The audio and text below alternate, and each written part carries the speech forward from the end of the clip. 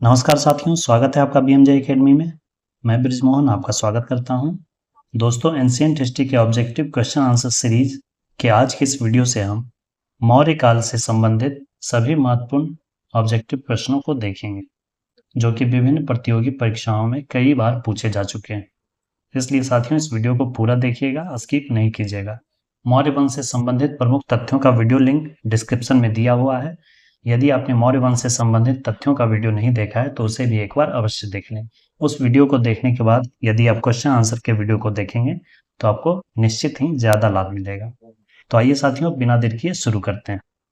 पहला प्रश्न है, निम्नलिखित में से किस शासक ने अपनी प्रजा को इस अभिलेख के माध्यम से परामर्श दिया कि कोई भी व्यक्ति जो अपने संप्रदाय को महिमा मंडित करने की दृष्टि से अपने धार्मिक संप्रदाय की प्रशंसा करता है या अपने संप्रदाय के प्रति अत्यधिक भक्ति के कारण अन्य संप्रदायों की निंदा करता है, वह अपितु अपने संप्रदाय को गंभीर रूप से हानि पहुंचाता है। यह परामर्श सम्राट अशोक ने अपनी प्रजा को दिया था।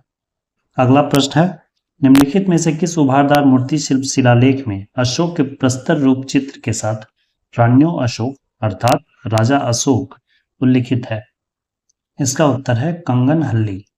कंगनहल्ली से प्राप्त शिलालेख में सम्राट अशोक को राण्यो अशोक अर्थात राजा अशोक कहा गया है। निम्नलिखित में से कौन सा युग सही सुमेलित है? लोथल, एंशिएंट डॉकयार्ड, बंदरगाह था, ये सही है। Sarnath, first sermon of Buddha, Mahatma Buddha ने पहला प्रवचन सारनाथ में दिया था, जिसे धर्मचक्र प्रवर्तन कहा गया है। Rajgir, land capital of Ashok, Ashok की राजधानी राजगीर नहीं पाटलिपुत्रा थी। और Nalanda, great seat of Buddhist learning, बौद्ध शिक्षा का महान केंद्र।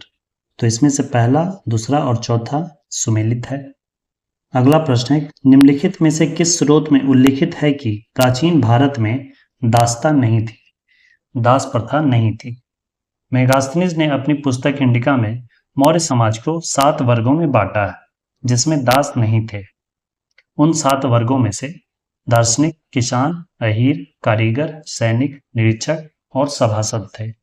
जबकि चाणक्य, जिन्हें कौटिल्य या विष्णुगुप्त भी कहते हैं, उनके अनुसार मौर्य समाज में दास प्रथा थी। तो इसमें पूछा जा रहा है दास प्रथा नहीं थी, तो मेगास्थनीज ने अपनी पुस्तक इंडिका में यह बताया है कि मौर्य काल में दास प्रथा नहीं थी। अंतिम मौर्य सम्राट कौन था? अंतिम मौर्य सम्राट था बृहद्रथ। मौर्य वंश के अंतिम शासक बृहद्रथ को उसी के सेनापति पुष्यमित्र शुंग ने हत्या की और शुंग वंश की स्थापना की। कौटिल्य के यानी चाणक्य के अर्थशास्त्र के अनुसार मौर्यकालीन न्याय व्यवस्था में निम्नलिखित न्यायालय अस्तित्व में थे। कौटिल्य के अर्थशास्त्र के अनुसार मौर्यकालीन न्याय व्यवस्था में 2 न्यायालय थे। पहला धर्मस्थीय न्यायालय और दूसरा कंटक शोधन न्यायालय। धर्मस्थीय न्यायालय दीवानी अदालत होती थी, जिसमें भूमि व्यापार संबंधित मामले, और दूसरा था कंटक शोधन, जिसमें फौजदारी मामले की सुनवाई होती थी। तो इसका उत्तर हो जाएगा 2 और 4, धर्मस्थीय और कंटक शोधन। निम्नलिखित में से कौन मौर्य युगीन अधिकारी माप तौल का प्रभारी था? मापतौल से संबंधित विभाग के अध्यक्ष को पौतवाध्यक्ष कहा जाता था। पन्याध्यक्ष वाणिज्य के अध्यक्ष को कहा जाता था। सीताध्यक्ष कृषि विभाग के अध्यक्ष को कहा जाता था और सुनाध्यक्ष बूचड़ खाने के अध्यक्ष को कहा जाता था। नामों का मिलान करना है। चंद्रगुप्त को सेंड्रोकोटस कहा गया है, बिंदुसार को अमित्रघात, अशोक को देवनाम प्रियदर्शी और चाणक्य को विष्णुगुप्त तथा कौटिल्य। तो इस तरह उत्तर हो जाएगा 2, 3, 1, 4। प्राचीन भारत के निम्नलिखित ग्रंथों में से किसमें पति द्वारा परित्यक्त पत्नी के लिए विवाह विच्छेद की अनुमति दी गई है? यह अनुमति दिया गया है चाणक्य के अर्थशास्त्र में। निम्नलिखित में से किस अभिलेख में चंद्रगुप्त और अशोक दोनों का उल्लेख किया गया है? कौन सा अभिलेख है जिसमें चंद्रगुप्त मौर्य तथा सम्राट अशोक दोनों का उल्लेख किया गया है? इन दोनों का उल्लेख किया गया है रुद्रदामन के जूनागढ़ अभिलेख में। इसी अभिलेख से यह जानकारी मिलती है कि पश्चिमी भारत में यानी गुजरात, राजस्थान, ये सब क्षेत्रों में चंद्रगुप्त मौर्य का शासन था। चंद्रगुप्त मौर्य ने अपने राज्यपाल पुष्यगुप्त की सहायता से वहां सुदर्शन झील का निर्माण करवाया था। अशोक ने किस बौद्ध साधु से प्रभावित होकर बौद्ध धर्म अपनाया? सम्राट अशोक अपने भाई सुसीम के पुत्र उपगुप्त से प्रभावित होकर बौद्ध धर्म को अपना लिया। अशोक ने अपने शिलालेखों में अपने समकालीन दक्षिण के किस राज्य का उल्लेख नहीं किया? इसका उत्तर होगा कुषाण। ईस्वी सन के पूर्व के कुछ शताब्दियों में निम्नलिखित में से किन शासकों ने गिरनार क्षेत्र में जल संसाधन व्यवस्था की ओर ध्यान दिया? गिरनार क्षेत्र में सुदर्शन झील का निर्माण चंद्रगुप्त मौर्य ने करवाया था और फिर उसका मरम्मत सम्राट अशोक ने करवाया था। इसकी जानकारी मिलती है हमें रुद्रदामन के जूनागढ़ अभिलेख से। तो इसका उत्तर हो जाएगा 2 और 3।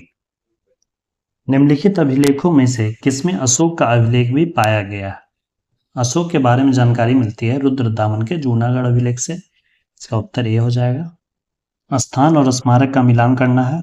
कौशाम्बी, भोजिताराम मठ, कुशीनगर, राणाभार स्तूप, सारनाथ, धामेक स्तूप और श्रावस्ती सहित महल। उत्तर हो जाएगा इसका 2, 3, 1, 4। जल की आवश्यकता को ध्यान में रखते हुए जिस प्रथम शासक ने गिरनार क्षेत्र में एक झील का निर्माण करवाया वह झील थी सुदर्शन झील। इसका निर्माण आप कमेंट करके बताइए किसने करवाया था। यह प्रश्न अभी पहले ही मैं बता चुका हूं। अभिलेखों में किस शासक का उल्लेख प्रियदर्शी एवं देवनाम प्रिय के रूप में किया गया है? सम्राट अशोक को प्रियदर्शी तथा देवनाम प्रिय इत्यादि नामों से उल्लेख किया गया है। ब्राह्मी लिपि को सर्वप्रथम किसने पढ़ा? ब्राह्मी लिपि को सर्वप्रथम पढ़ा था जेम्स प्रिंसेप ने। इस प्रश्न को ऐसे भी पूछा जाता है कि अशोक के शिलालेखों को सर्वप्रथम किसने पढ़ा? अशोक के शिलालेख ब्राह्मी लिपि में लिखे गए थे। निम्नलिखित कथनों पर विचार कीजिए। अंतिम मौर्य शासक बृहद्रथ की हत्या उसके प्रधान सेनापति पुष्यमित्र शुंग ने की थी और शुंग वंश की स्थापना की। यह कथन सही है। अंतिम शुंग राजा देवभूति की हत्या उसके ब्राह्मण मंत्री वासुदेव कण्व ने की और फिर कण्व वंश की स्थापना की। यह कथन भी सही है। आंध्र सातवाहन के शासक सिमुक ने कण्व वंश के अंतिम शासक सुशर्मन की हत्या करके सातवाहन वंश की स्थापना की थी। यह कथन भी सही है। यह तीनों ही कथन सत्य है। अशोक के शासनकाल में बौद्ध सभा किस नगर में आयोजित की गई थी? अशोक के शासनकाल में तृतीय बौद्ध सभा का आयोजन किया गया था जो कि पाटलिपुत्रा में आयोजित हुआ था और इसकी अध्यक्षता की थी मोगलीपुत्तिस ने। बिंदुसार ने विद्रोहियों को कुचलने के लिए अशोक को कहां भेजा था? बिंदुसार के शासनकाल में तक्षशिला में विद्रोह हुआ। तब उस विद्रोह को दबाने के लिए बिंदुसार ने पहले अपने बड़े पुत्र सुसीम को भेजा जो कि असफल रहा। उसके बाद उसने अशोक को भेजा जो कि उस विद्रोह को सफलतापूर्वक समाप्त किया। इसका उत्तर हो जाएगा तक्षशिला। श्रीनगर की स्थापना किस मौर्य शासक ने की थी? श्रीनगर की स्थापना सम्राट अशोक ने की थी। कौटिल्य का अर्थशास्त्र है एक। कौटिल्य का अर्थशास्त्र क्या है? कौटिल्य का अर्थशास्त्र शासन के सिद्धांतों की एक पुस्तक है। प्रथम भारतीय साम्राज्य स्थापित किया गया था किसके द्वारा? प्रथम भारतीय साम्राज्य एक बड़ा क्षेत्र चंद्रगुप्त मौर्य के द्वारा ही स्थापित किया गया था। निम्न में से किसने सेंड्रोकोटस जो कि चंद्रगुप्त मौर्य को कहा गया है और सिकंदर की भेंट का उल्लेख किया है? नंद वंश के शासक धनानंद को पराजित करने के लिए चंद्रगुप्त मौर्य सिकंदर से मदद मांगने के लिए गया था जिसके लिए सिकंदर ने मना कर दिया था और इस मुलाकात का उल्लेख किया है इतिहासकार जस्टिन ने। सेंड्रोकोटस से चंद्रगुप्त मौर्य की पहचान किसने की? किसने कहा कि चंद्रगुप्त मौर्य को ही सेंड्रोकोटस कहा गया? इसकी पहचान सबसे पहले सर विलियम जोन्स ने की थी। यूनानी लेखक जस्टिस और स्ट्रेबो ने चंद्रगुप्त मौर्य को सेंड्रोकोटस नाम दिया जिसकी पहचान सर्वप्रथम सर विलियम जोन्स ने 1793 ईस्वी में की थी। प्राचीन भारत में निम्नलिखित में से कौन सी एक लिपि दाईं ओर से बाईं ओर लिखी जाती थी? इस लिपि का नाम था खरोष्ठी लिपि। चाणक्य अपने बचपन में किस नाम से जाने जाते थे? चाणक्य का बचपन का नाम था विष्णुगुप्त। तीर्थ यात्रा के समय सम्राट अशोक निम्नलिखित स्थानों पर गए। उन्होंने किस मार्ग का अनुगमन किया? सम्राट अशोक ने अपनी तीर्थ यात्रा के क्रम में सबसे पहले वे गया गए। गया के बाद वह कुशीनगर, कुशीनगर के बाद लुम्बिनी गए, लुम्बिनी के बाद फिर वो कपिलवस्तु गए, कपिलवस्तु के बाद फिर वह सारनाथ गए और सारनाथ के बाद अंत में वह श्रावस्ती गए। तो इस तरह 1 3 4 2 5 6 यही क्रम है। सारनाथ स्तंभ का निर्माण किसने किया था? सम्राट अशोक ने किया था। निम्नलिखित में से राज्य के सप्तांग सिद्धांत के अनुसार राज्य का 7वां अंग कौन सा है? कौटिल्य द्वारा रचित अर्थशास्त्र शासन के सिद्धांतों की पुस्तक है। इसमें राज्य के सप्तांग सिद्धांत के बारे में व्याख्या की गई है, जिसमें राज्य के 7 अंग राजा, अमात्य, जनपद, दुर्ग, कोष, दंड एवं मित्र की व्याख्या मिलती है। तो इसमें राज्य का 7वां अंग मित्र को कहा गया है। किसके ग्रंथ में चंद्रगुप्त मौर्य का विशिष्ट रूप से वर्णन किया गया है? चंद्रगुप्त मौर्य का विशिष्ट रूप से वर्णन किया गया है विशाख दत्त की पुस्तक मुद्रा राक्षस में। निम्नलिखित अभिलेखों में से किस लेख में अशोक का नाम उल्लिखित है? मास्की के लघु शिलालेख में सम्राट अशोक का नाम अशोक उल्लिखित है। इसके अलावा भाब्रू अभिलेख में सम्राट अशोक ने स्वयं को मगध का सम्राट बताया है। और रुमिनदेही अभिलेख से यह जानकारी मिलती है कि गौतम बुद्ध का जन्म लुम्बिनी में हुआ था, क्योंकि सम्राट अशोक ने उस क्षेत्र को कर मुक्त कर दिया था। और अशोक के 13वें अभिलेख में कलिंग युद्ध का वर्णन किया गया है। कौटिल्य प्रधानमंत्री थे किसके? कौटिल्य चंद्रगुप्त मौर्य के प्रधानमंत्री थे। अशोक के शिलालेखों को सर्वप्रथम किसने पढ़ा था? दोस्तों, इस प्रश्न का उत्तर आप कमेंट करके बताएं। कुछ देर पहले ही मैंने इसके बारे में चर्चा की थी। आप इसका उत्तर कमेंट करके बताएं। दोस्तों, आज के इस वीडियो में इतना ही।